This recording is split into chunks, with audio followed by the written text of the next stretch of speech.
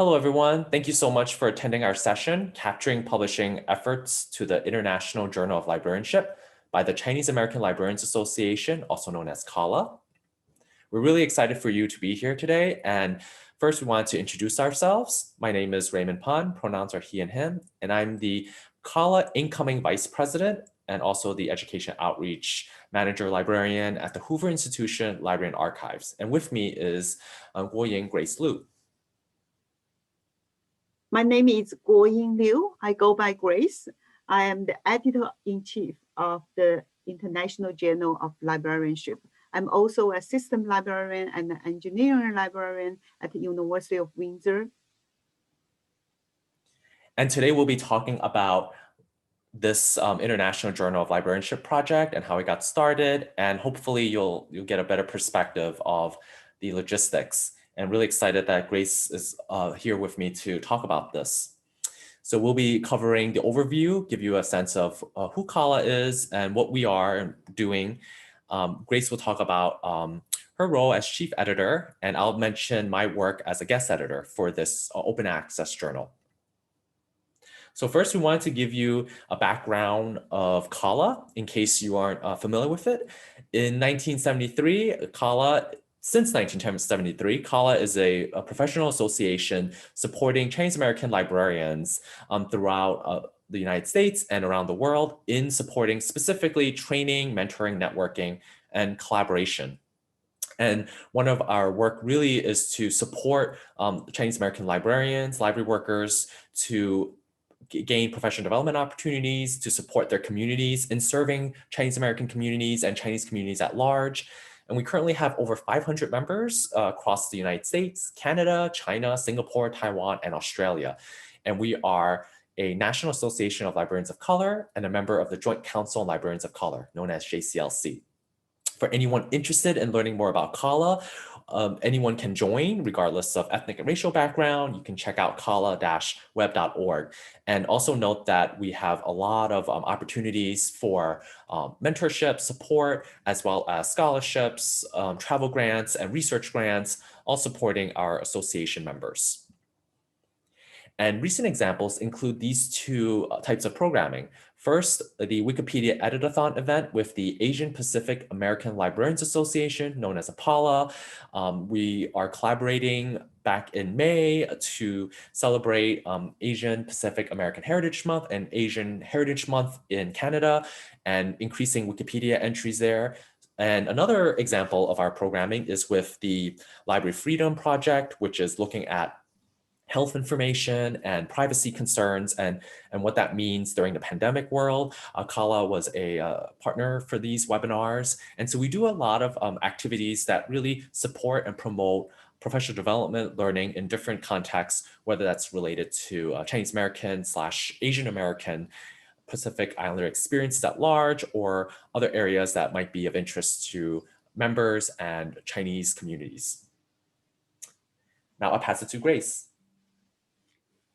International Journal of Librarianship is published by Chinese American Librarians Association. We call it IJU as well. It is a peer-reviewed open access scholarly journal. IJU publishes articles on as broad as an array of topics as possible from all aspects of librarianship in all types of librarians and other information institutes throughout the world. Next slide. IJU publishes original research papers, practical developments, reviews, and commentary of value to professional practice in librarianship in general. It also includes articles in the sections introducing library and information studies, education, and the library associations around the world. Next. The journal was initiated in 2015 by a group of librarians and professors from the US, Canada, and China. After 1.5 years tireless effort from all team members, the inaugural issue was successfully launched in December 2016. Till today, the journal has published 9 issues, including 89 articles, among which 55 are peer-reviewed. The authors and other contributors came from Canada, China, Finland, South Africa, UK, and the US, which makes the IJU a truly international publication. The journal is archived by the Library of Congress and indexed in DOAJ, ProQuest, and EBSCO academic databases. Next. During the creation of this journal, our team have experienced various challenges and figured out their solutions together. The first thing is people. We have built a core editorial team, invited renowned professionals to serve on the advisory board, and established pools for review and copy editing. Journal bylaws and policies are developed. We also adopted open journal systems for online submission and publication. The journal website is created as well. Promotion and marketing are the key for the success of a new journal. We send out call for papers, reviewers, etc. to various listservs, social media groups, and other journals' news sections. Our team have presented to ALA, IFLA, CALA, and other library conferences and events. Sometimes we also reached out to authors to invite paper submissions directly if we discovered a suitable project. Special issues are another venue to focus on specific topic and bring external experts to be guest editors for a particular issue. We have published several special issues so far. Next. The editorial team have been working with authors in different ways.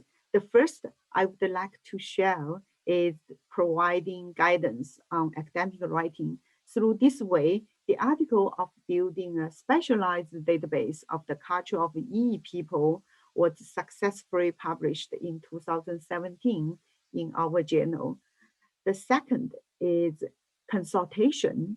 The article of the State of Makerspace was initiated from a sabbatical project carried by the authors in Ryerson University. So as the chief editor, I discovered this project from other event. After online meetings with our editors, the authors completed this excellent paper. It's being cited by the NMC Horizon Report 2017 library edition after publication in the journal.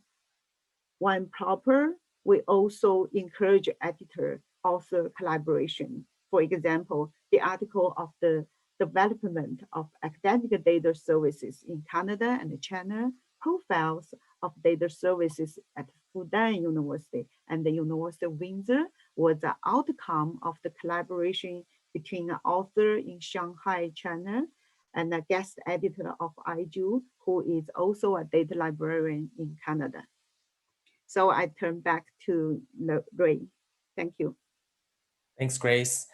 And as a result of this important work under CALA, an opportunity as a member was that I was able to agree to serve as a guest editor, co-guest editor for a special issue back in December on sustainability and libraries.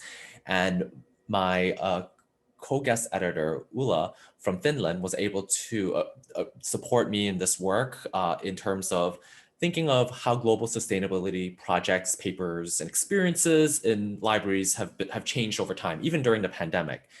And so as a result of this important work and working closely with the chief editor, Grace, we were able to get 6 papers, 2 reports from the field, and 1 commentary. And it was really interesting from my experience because it was my first time served as a guest editor, but also there were some interesting moments that I wanted to share that I wasn't really familiar with. First was that obviously, it was important to note that it's a global journal with a lot of important topics that connect with many librarians and LIS researchers around the world, especially during the pandemic and what that meant, right? Initially, we thought, well, we'll do a sustainability in one that we were not anticipating the pandemic. And of course, now we see they're all connected and related. And as a result, we had to tweak our call for proposals and so forth. And from my experience, I've edited other books, peer-reviewed articles and journals, but guest editing a journal was still very different because there's a lot of communication and logistics that I didn't realize that required a lot of input within the system, which was really helpful, right? And Grace was instrumental and really supportive, as well as the editorial board and the copy editors. They were all really great and responsive in ensuring that we have this issue coming out. And so managing the workflow processes has been really, really eye-opening to see how it works behind the scenes, knowing that, this is a work and labor that requires everyone's input, right? And no one is actually being paid to do this. And I get it, because the whole opportunity, right, to create an open access journal and CALA as being a major supporter. And so we also had to identify peer reviewers, copy editors, and it was great because we were able to identify people who were new to peer reviewing and who haven't had a chance, and get them on board with us to learn about the process so they could put it in their resumes or CVs if needed later, but also giving them that experience, exposing them to these types of opportunities. And of course, I had noticed, as I mentioned, with the labor issues, there was some troubleshooting in the last minute with changes. So when things come out, as a guest editor, it was sort of like there were things we noticed that needed to be revised or edited, or somebody caught something. And so it was important to note that these things do happen, but as I'm learning right now, it requires really deep attentiveness to this work. And I think the question that I'm posing at the end here is open access model for the future. I know there's been a lot of discussions about open access throughout this conference, as well as internationally and nationally. And so it's been one that I'm also thinking about. How do we create sustainable OA models, particularly one that is coming from an association that's volunteer member driven, one that is highly supportive of professional development opportunities and so forth. So these are things I was thinking about as I was processing this experience as I'm sharing with all of you, but also that this was an opportunity to think about the bigger issues and impact that we're making in the profession. And with that, I wanted to, again, really thank all of you for listening. And if you have any questions, I'm not sure exactly how the setup is since we're recording this, but we're happy to stay in touch. Thank you again.